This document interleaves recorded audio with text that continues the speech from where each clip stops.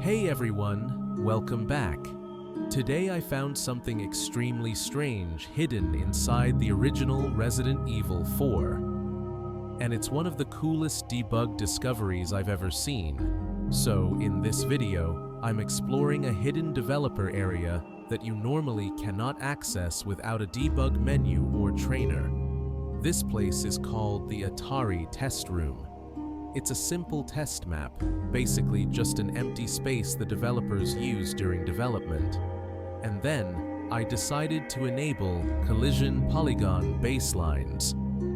These are the simplified white wireframe shapes the game uses for map collision, object boundaries, level structure.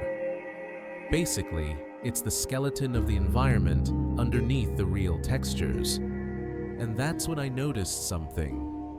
Outside of the test room, there were white collision lines, but they weren't random. When I moved the camera around, I realized these shapes were actually the beginning of the entire game. It was the full baseline layout of the opening section of Resident Evil 4. The area where Leon gets dropped off by the police, the path into the village, the first house, even the trees and terrain.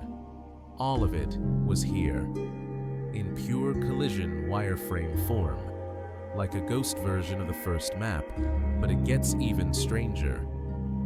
Inside the baseline version of the map, I found two red trigger boxes. These are usually used for things like jump prompts, cutscene triggers, interaction zones.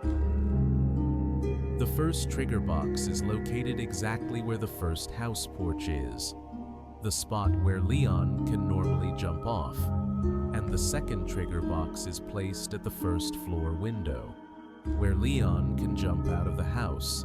But here's the weird part. The second floor window does not have a trigger box, only the first floor does, and none of these triggers actually work. You can't activate them. You can't interact with them. They're just sitting there, unused, like leftover development objects that were never meant to be seen. Do you guys remember what the room was called? ATARI Test Room. So why is it called the ATARI Test Room? Turns out, in Japanese, ATARI means hit or collision. Literally, this is the collision test room. It's where the developers checked hitboxes, movement, and physics. And they accidentally left a piece of the real game buried inside. This is one of the coolest behind-the-scenes glimpses we've ever gotten into how RE4 was built.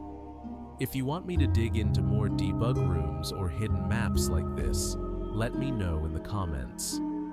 Thanks for watching, and I'll see you in the next discovery.